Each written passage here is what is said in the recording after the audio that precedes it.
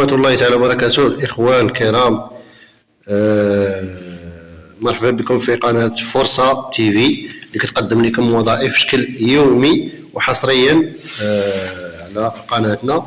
اليوم اللي هو 16/1/2025 مباراة أو فرص اليوم كاين هي مباراة توظيف بوزارة الأوقاف والشؤون الإسلامية. عدد المناصب كاين 125 منصب ديال تقني من الدرجة الثالثة، وعندنا 14 منصب آخر بصفة مهندس دولة ومتصرف من الدرجة الثانية. بالنسبة للتقني من الدرجة الثالثة، التخصصات التالية: التسيير والمحاسبات المالي، تدبير الموارد البشرية، الطبع المعلوماتي، الهندسة المعلوماتية، الوسائط المتعددة وتصميم الويب، إدارة الشبكات والمعلومات 2، الهندسة المدنية 15، الهندسة الطبوغرافية 3.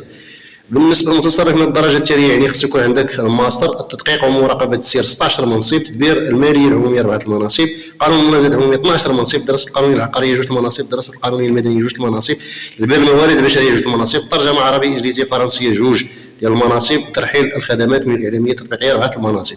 بالنسبة للمهندس الدولي من الدرجة الأولى، الهندسة المعلوماتية 4 المناصب، هندسة الشبكات المعلوماتية ونظم المعلومات 2 ديال المناصب، الأمن السيبراني 2 المناصب، الهندسة المدنية والطبوغرافيا 6 ديال المناصب، مساعد تقني من الدرجة الثانية، الإلكتروميكانيك الكهرباء السيارات 5 المناصب، ومهندس معماري من الدرجة الأولى 2 المناصب، حاصل على شهادة مهندس معماري.